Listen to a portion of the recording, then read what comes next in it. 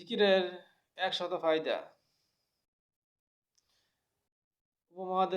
দেশের শ্রেষ্ঠ হাদিস বিশারদ এবং বিভিন্ন গ্রন্থপ্রণেতা এবং উপমহাদেশের শ্রেষ্ঠ আলেমদের লেখা কিতাব থেকে কোরআন হাদিসের আলোকে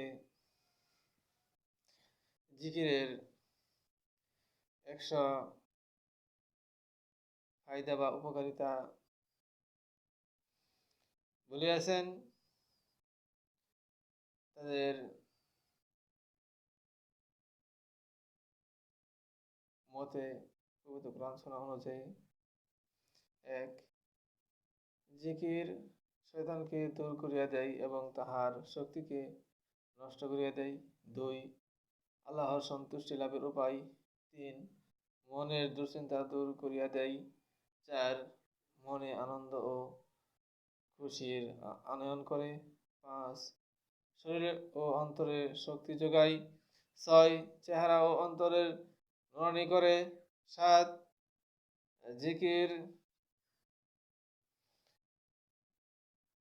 রিজিক এবং ৭ রিজিক টানিয়ে আনে।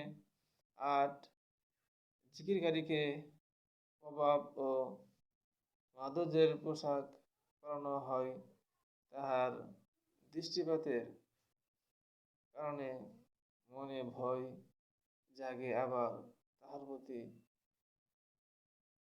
চাইলে মনে স্বাদ ও মধুরতা অনুভব হয়। ৯. আল্লাহর মহব্বত পয়দা করে। আর মহব্বত হইল ইসলামের রূহ, দ্বীনের কেন্দ্র এবং